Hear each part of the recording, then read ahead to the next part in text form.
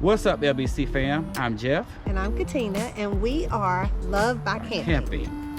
So when we first got our toy hauler, we were so excited. We had more room, more storage, more room for toys and things that I thought we were going to be getting. But after owning it for a little while, we began to notice just a few drawbacks, and we're going to share 5 of those with you.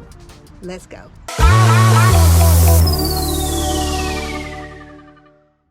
So the first thing that we dislike about our toy hauler is the lack of storage.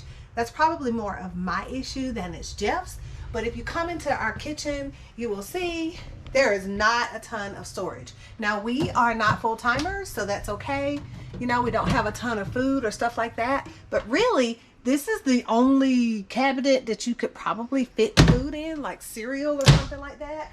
And then we have this cabinet, which so super high, honey. I have to get on a stool to be able to get up to the top up there. And then we have this one.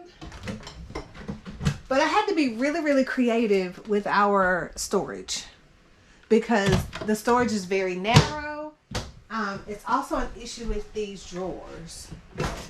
The drawers are pretty small as well. So not even a full silverware shelf or little container will fit here. I had to be creative.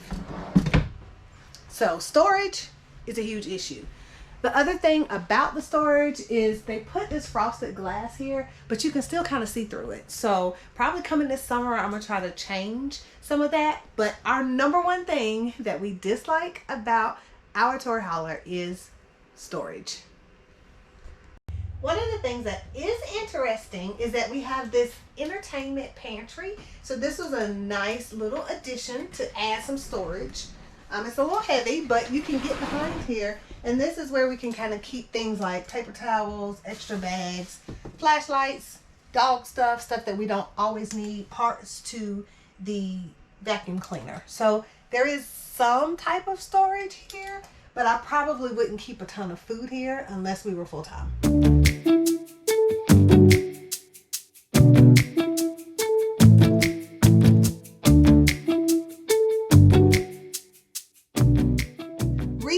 Two that we dislike our toy hauler is the small bathroom. When we had a regular fifth wheel, we had a really nice size bathroom, and one of the things that we gave up when moving to a toy hauler was a tiny bathroom. So we do have, like I said, this little bitty thin storage so we can put some of our personal things here. Of course, we don't live here full time, so it would be a major issue if we did. And we also have this storage at the bottom. And our shower, although our shower gets it done, it is a lot smaller than the shower that we had before. So that's definitely a trade-off with the toy hauler, is that you have less storage. So this is the hamper section. We have blankets here because I didn't have anywhere else for the heavy blankets to go. And then this section is our towels. And then I had to put other stuff up here like tablecloths for outside, just because we had to be creative with the storage.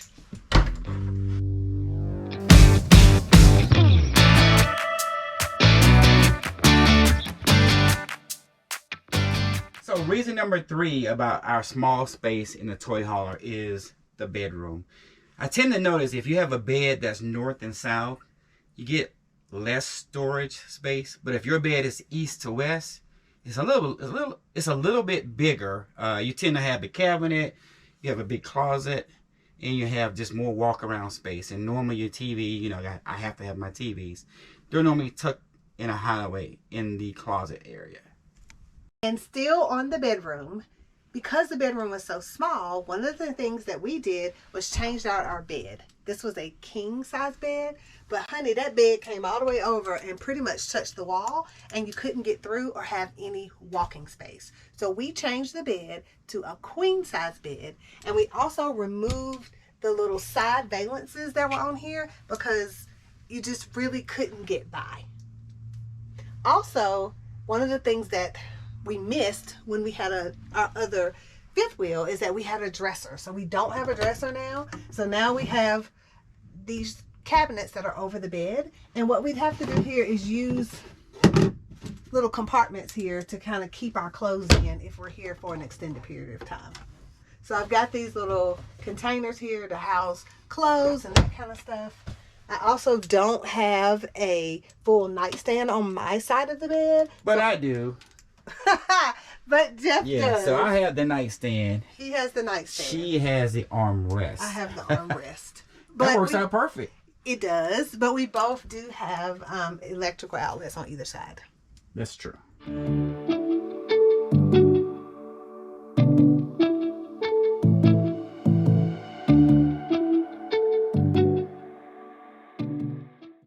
The next reason that we dislike our toy hauler, well, for me, it doesn't bother Jeff, but I feel like it is dark in here, especially when the side patio is not out, and that's how we are today. So if you look at this and you let this little window up right here, ma'am and sir, where's the sunlight, baby? It's not here. There's no sunlight.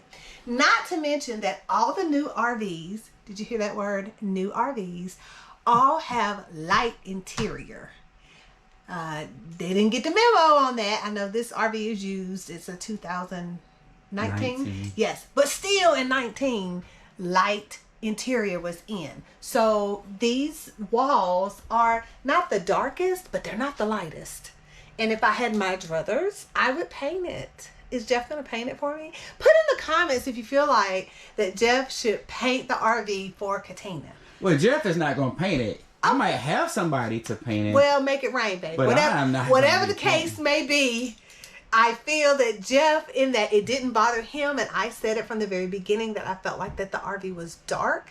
It's dark in color. It's dark in light. Like if the side patio is not down, you can't get any light from this side.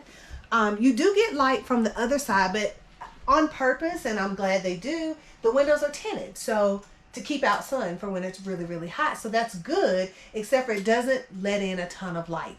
In addition, because the walls are dark, the couch is dark, the trim is dark, this backsplash is dark, from a decor perspective, I would have done a lighter tile here or something, just not brown.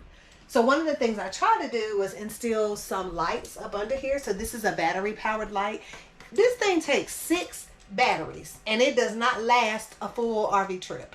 So I'm gonna have to come up with a new idea, but I did put a little remote here so that I could have some light in the kitchen. They do have this one light, but it's just, to me, not enough. So lighting is huge. I don't know if we can change the bulbs to LED, but for sure, RV folks, stop it with this dark decor.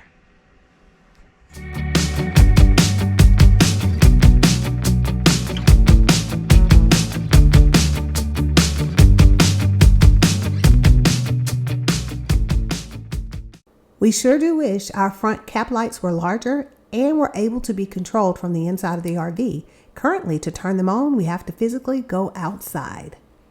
Just like we are talking about, there are a few things that we dislike about our toy hauler. There are also some things that we do like. One of the things that we love about our toy hauler, and probably one of the main reasons why we bought it, was for the patio. And with our toy hauler, we actually have 2. We absolutely love sitting out here, especially over water. So we definitely love our patio. So another thing that we love about this RV is the garage area. Tina thinks that this is her space for her office, but actually it's another man cave, but we're not gonna tell her because she'll be so disappointed. But in this garage, again, you can change it to an office, a bedroom, and it has a lot of room to bring in some toys. Currently we use it as a garage for our bicycles, but I think there's a golf cart or a side-by-side something in the future. What do you think? Whatever you say. We gotta have some new toys. I mean, we got a toy hauler. That's one of the main points of having a toy hauler, is we gotta have some toys. So, I mean, even though we have the bicycles, I think your souped out golf cart with the lights on it, I think it'll be a nice addition. So, here's the other thing. The color. I've been shopping around without you knowing. And the color, should we go red or should we go black? Color of what? The golf cart. So the red obviously would be for you since you're a Delta. But I think the black and gold, because I'm an alpha, would look better in the toy hauler. So leave us a comments. What color you think the golf cart should be? We're thinking about red or black and gold. So you tell us.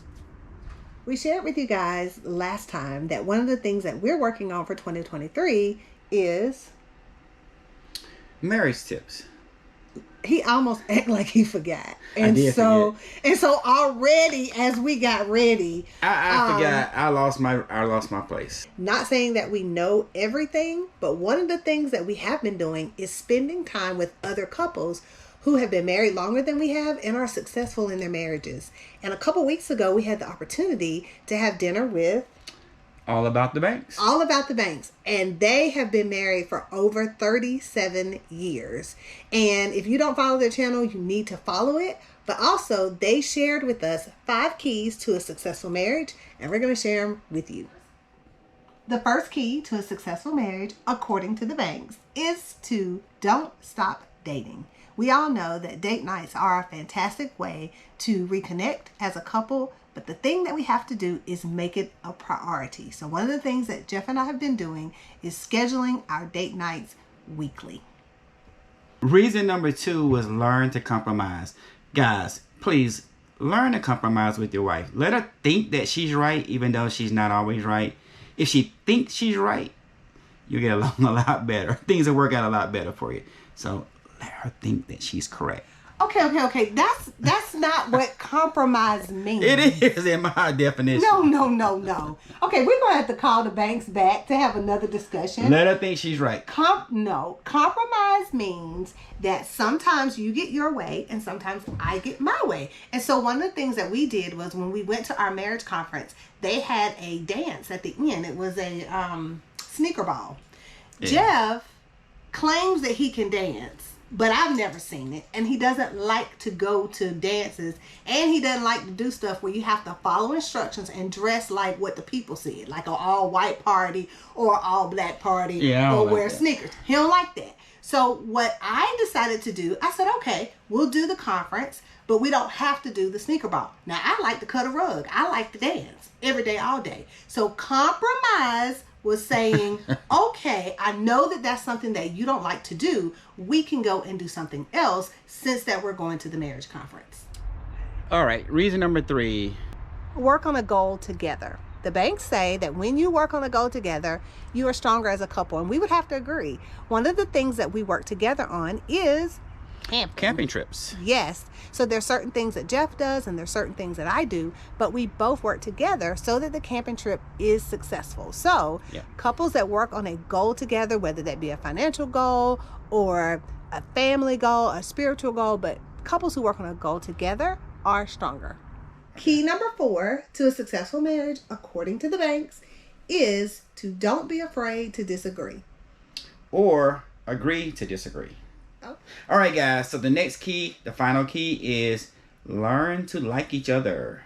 Yes. And I think that comes from being in each other's company. It also comes from expecting the good out of the next person.